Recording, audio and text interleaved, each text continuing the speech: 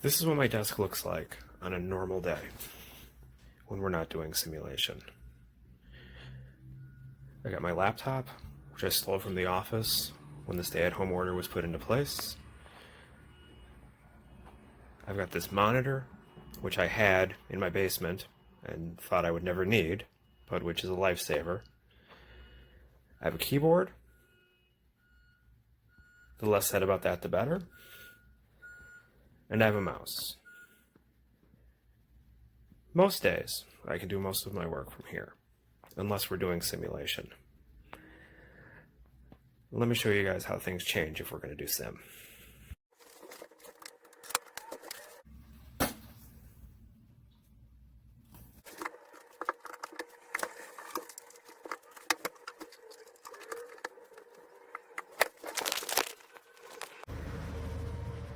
Alright, so let's talk about having the operations specialist join the simulation session.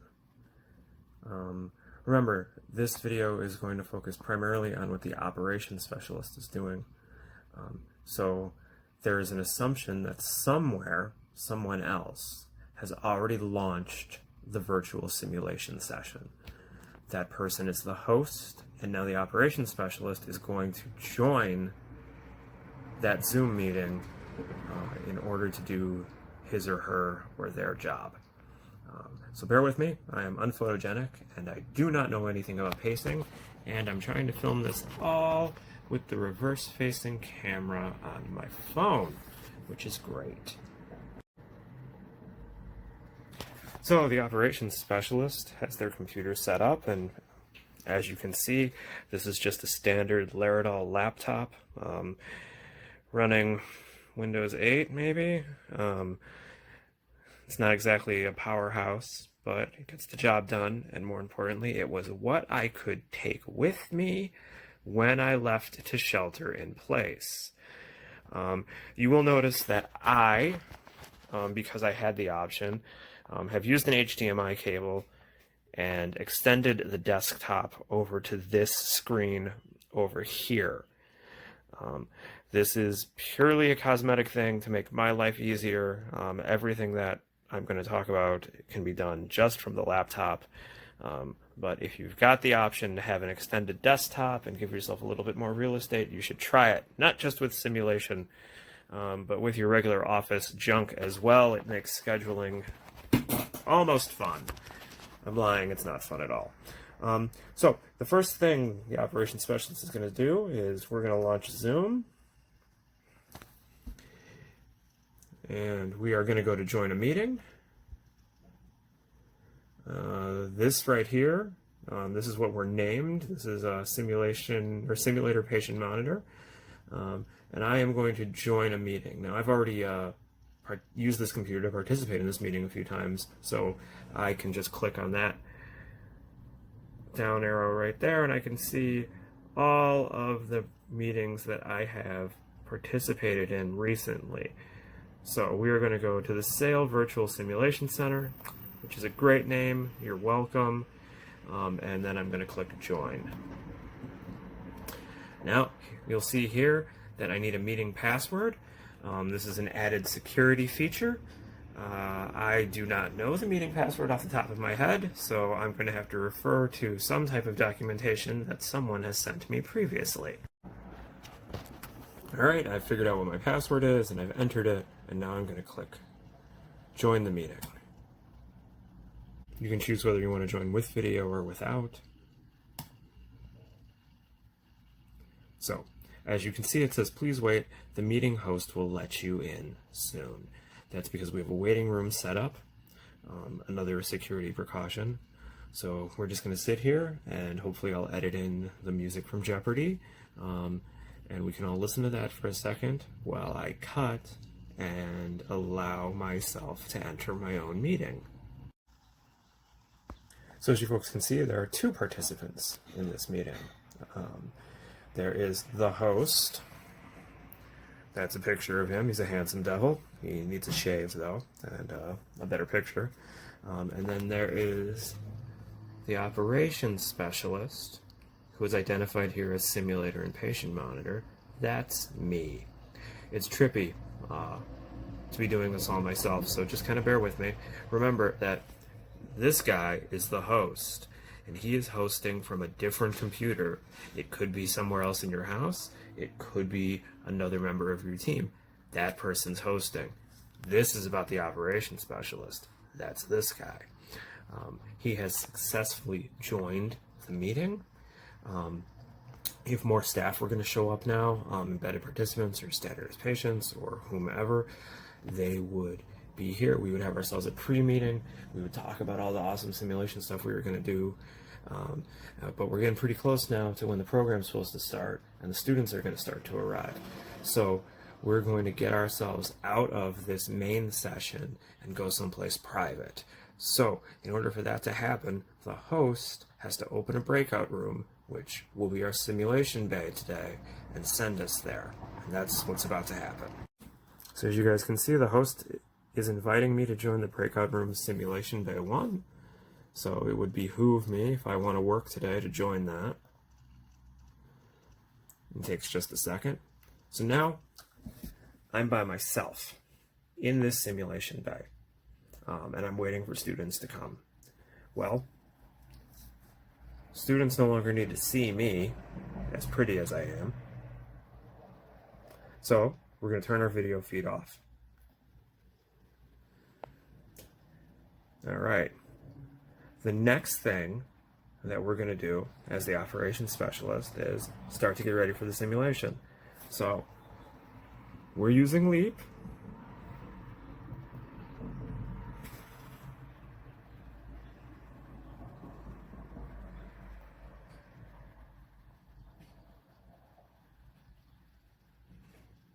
We're going to open a virtual simulator. And for today, let's use the SimMan 3G presets. All right, here we got ourselves an option. We can run in automatic mode or in manual. Let's do manual today. I don't have any cases preloaded. And we are going to select the preset Healthy Patient.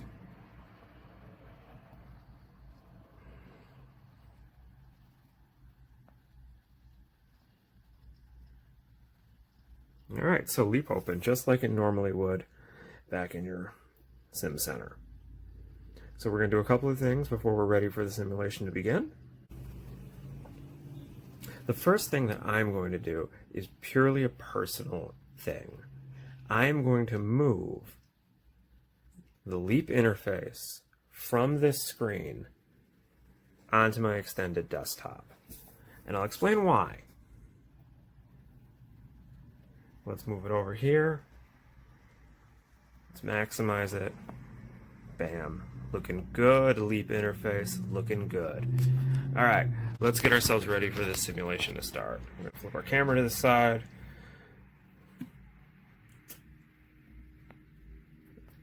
So the next thing I'm going to do is I'm going to get the patient monitor up and share it so the participants can see it. We're going to go up to Tools. We can then go to Patient Monitor, and we're going to use the current session layout, which by default for my presets is just the standard 4-lead or 4-wave interface. So you can see that it's opening the Patient Monitor software and it's connecting to the virtual simulator. So here's the thing about the Patient Monitor software from Laerdal. It wants to be full screen. There's no way for it to not be full screen. And that's fine. You can have it run in the background, but it wants to be full screen. So if you have the option to give it another screen to go to, like I have, here's Leap on my extended desktop, and here's the patient monitor over here. It's just easier to do. If you don't have this option, though, it's still definitely workable. You just end up with a situation like this. So, this is with no extended desktop, just working off of your laptop. Same thing. Tools. Open the patient monitor. And as you can see, it's opening on my laptop. And bam, it wants to be full screen. So, for those of us who are old enough to remember Windows 95 and 98, the best way to swap back and forth between two open applications is to hold down the Alt key and then press the Tab key. A little computer history right here. So here's all the stuff that's running in the background right now, and you just tab until you get to what you want. So in this case, let's make sure that we're back into Leap, and we can preset our scenario however we want it to. Let's just say I want to choose some kind of funky rhythm. Let's do some VTAC. None of this matters, but I just like the way that it looks. And let's change the blood pressure to something bad. Alrighty. So, some of you might have noticed right here, this is my Zoom interface. It is open and it is running minimized right here. I'm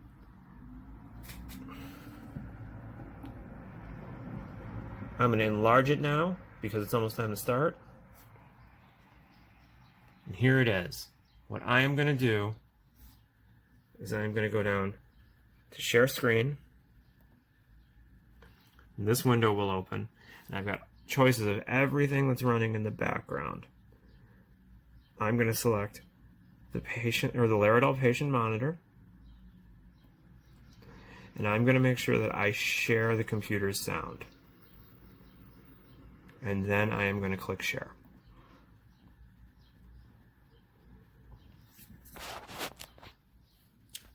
So as you can see, because I'm sharing it, the monitor screen wanted to pop back up on the top.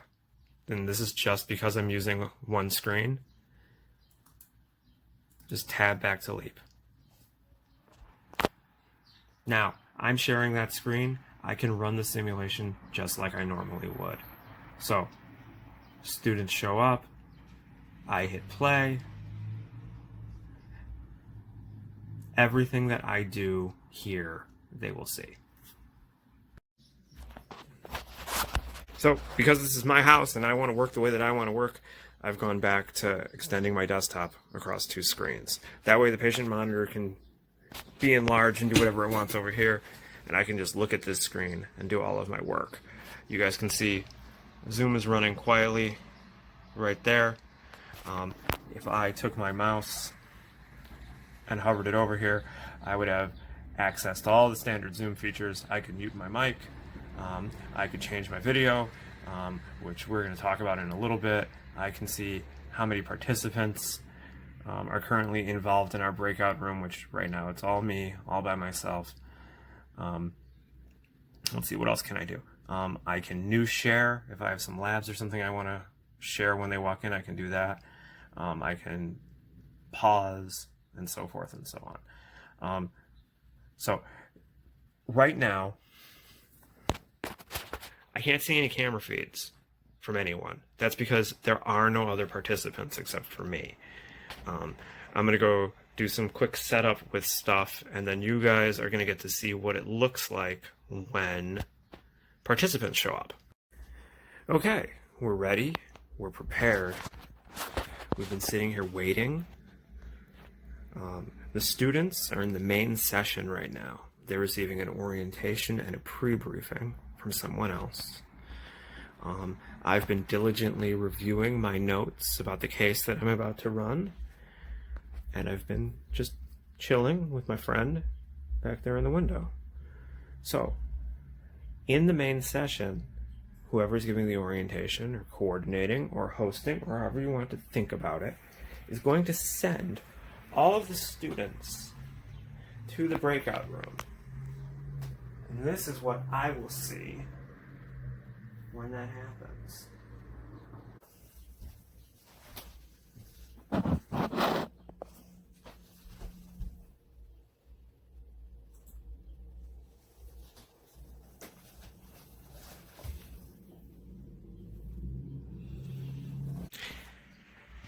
As you guys can see, 3 students have joined my simulation bay.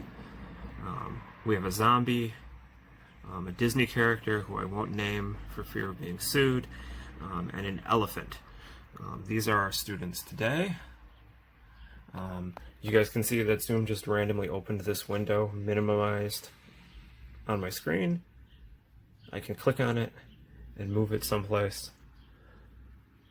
at my leisure to make it more aesthetically pleasing for me.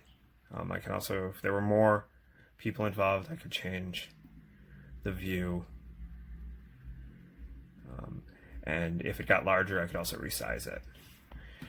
So this is what I'm going to see for the course of the simulation. I can see my students and my participants if I want to open up the chat window, so I can see what they're talking about, or if I wanted to communicate with my staff, I could click here and open it, and staff will open up this group chat feature over here, and I can move it. I like to keep it over here in the corner where it's out of my way. So I can see everyone participating. I can hear them through Zoom, and then I can type at them if I wanted to. I could also speak so that they could hear me by going back up here and making sure that my microphone was unmuted. And now I would just do the simulation.